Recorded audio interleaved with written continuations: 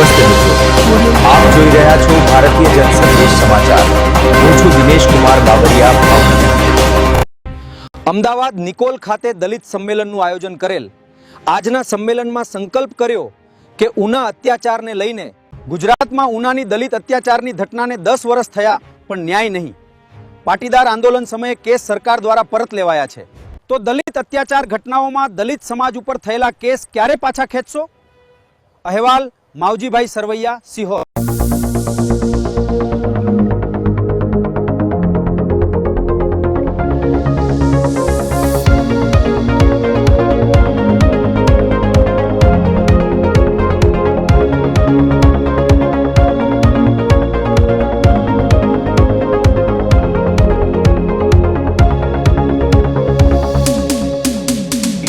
आवो समाजમાં ગુજરાતમાં દેશમાં સમાજમાં અને સત્તાના સ્થાન પર બેઠેલા માણસો સુધી મેસેજ જાય એટલા માટે 33 લોકો ઝેર પીવા મજબૂર બન્યા।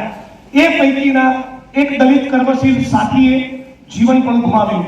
સાથી અમરેલીના કાંતિભાઈ વાળા, નવચેતનભાઈ પરમાર એડવોકેટ આપણી વચ્ચે છે, બીજા ચાવડાભાઈ બધા મિત્રો બેઠા છે। ઘણા બધા લોકોએ સંપૂર્ણ એક ખોટા કેસમાં 302 ના આરોપી તરીકે કાંતિભાઈ વાળા વગેરે મિત્રો લગભગ 7 વર્ષ 6-7 વર્ષથી વધારે સમય એમણે સાવ ખોટા કેસમાં, જેમનો બિલકુલ વાંક નહીં એવા કેસમાં 7 વર્ષ એ અમરેલીની જેલમાં રહેવું પડ્યું।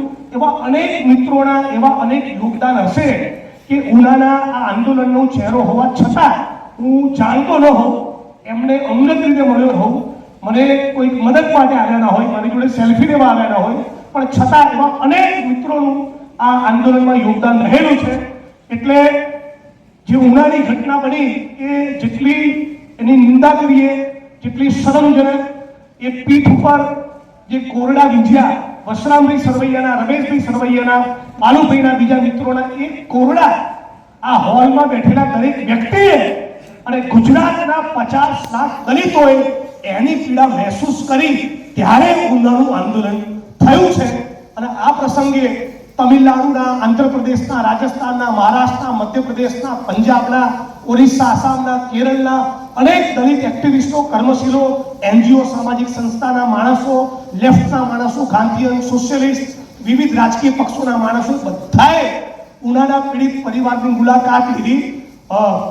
માયાવતીજીએ મુલાકાત લીધી, રાહુલજીએ મુલાકાત લીધી, ડીકે રાજાએ મુલાકાત લીધી, ડી રાજાએ મુલાકાત લીધી। આવા બધા જ પરિબળોના કારણે ઉનાની ઘટના એની નોંધ ગુજરાતમાં, દેશમાં અને વૈશ્વિક સ્તરે લેવાવી। મને બરાબર યાદ છે જ્યારે અમદાવાદથી ઉના 400 કિલોમીટર યાત્રા લઈને નીકળ્યા હતા ત્યારે કેટલાક લોકો ઓસ્ટ્રેલિયામાં, કેટલાક લોકો અમેરિકામાં, કેટલાક લોકો લંડનમાં જુદા જુદા સ્થળોએ બાબા સાહેબના સ્ટેચ્યુની બહાર ઉભા રહીને હાથમાં બેનર લઈને ઉભા હતા કે વી સપોર્ટ ઉના માર્ચ।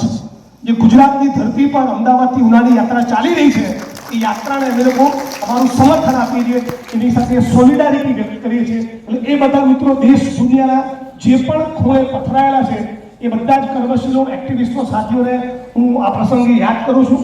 અને ઉનાની ઘટના અને એનું બહુ એક ઐતિહાસિક મને લાગે છે, મને બહુ જ આપણે બધાએ એને હજી વધારે ઘૂંટીને પાક્કું કરવા જેવું કામ એ છે કે અમદાવાદમાં ઉનાની ઘટના બન્યા બાદ જે